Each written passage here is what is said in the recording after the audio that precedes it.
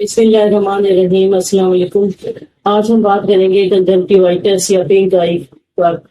یہ آنکھوں کی انفلامیشن یا سوزش ہے جس میں آئیز جو ہے وہ آئیز کا جو وائٹ والا حصہ ہے وہ ریڈ ہو جاتا ہے یا پنک ہو جاتا ہے۔ یہ آنکھوں کی سوزش ہوتی ہے یا انفلامیشن کہلاتی ہے۔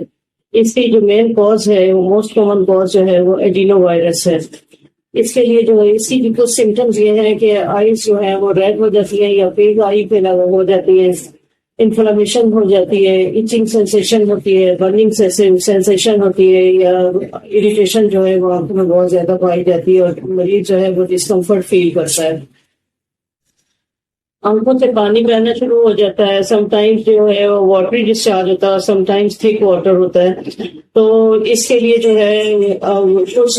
یہ احتیاطیں ہیں، جیسے کہ اپنی خوراک کا یا فوڈ کا خیال رکھا جائے اور ایسی خوراک استعمال کی جائے جس میں وائٹامن اے پایا جاتا ہے، جیسے کیرٹ، اسپائنچ یا پمکن۔ یہ اگر ہم استعمال کریں گے تو جلدی سے ٹھیک ہو جائیں گے، اور ویسے بھی اس کے سمٹمز جو ہیں وہ 1-1.5 ہفتے میں ٹھیک ہو جاتی ہیں،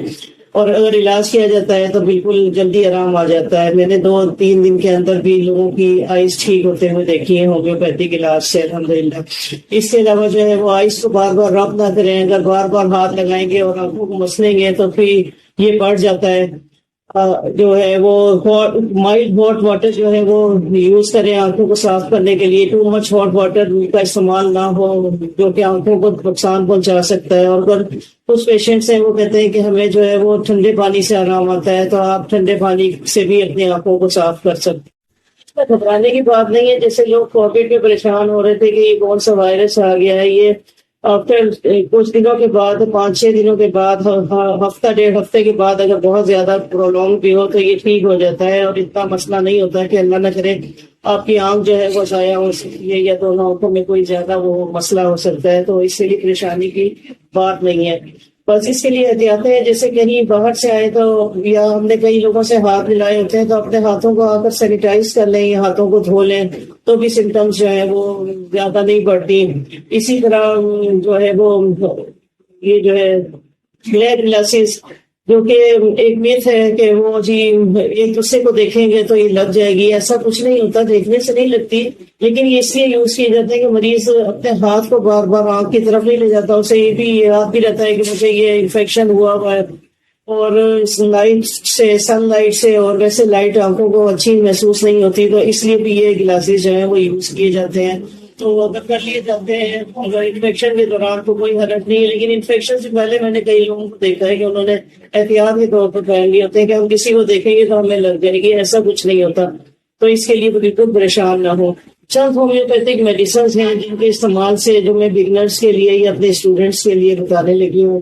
تاکہ آپ لوگ symptoms according to the symptoms جو ہیں وہ مریضوں کو استعمال کرائیں۔ بیلاڈونا اس میں ٹاپ ریمیڈی ہے۔ اس میں آئیز میں انفلامیشن ہو جاتی ہے، برننگ، ہیٹ اور ریڈنس ہو جاتی ہے، اور یہ آئیز کی بیسٹ ریمیڈیز میں سے ہے کنجکٹیوائٹس کی۔ یوفریشیا ہے، آئیز سے پانی جو آتا ہے وہ ہر وقت پانی آ رہا ہوتا ہے، اور سم ٹائم جو ہے واٹری ڈسچارج ہوتا ہے، اور سم ٹائم جو ہے آئیز سے تھک ڈسچارج ہوتا ہے، اور آئیز جو ہے وہ صبح کے ٹائم ایک دوسرے سے چپک جاتی ہیں، یعنی glues together in the morning.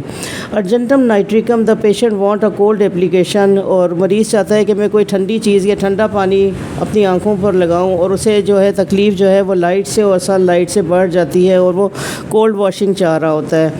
اور اس میں آئیز جو ہوتی ہیں بہت زیادہ سویل کر جاتی ہیں۔ نیٹرم میں اور ہے تھک وائٹ ڈسچارج، جس میں آئیز سے آتا ہے اور آئیز جو ہے وہ ایک دوسرے کے ساتھ چپک جاتی ہیں۔ سلفر میں جو ہے آئیز میں سمارٹنگ پائی جاتی ہے، برننگ اور جلن پائی جاتی ہے۔ لیکن یہ میڈیسن جو بتائی جاتی ہے یہ پیشنٹس خود سے استعمال نہ کریں، کیونکہ یہ صرف میڈیکیشن تو کسی بھی دوا کی نہیں کرنی چاہیے، یہ میں اپنے اسٹوڈنٹس کے لیے اور بگنرس کے لیے بتاتی ہوں، تو صرف میڈیکیشن بالکل نہ کریں۔ تو ملتے ہیں اس کے بعد نیکسٹ ویڈیو میں، اپنا بہت خیال رکھیے گا۔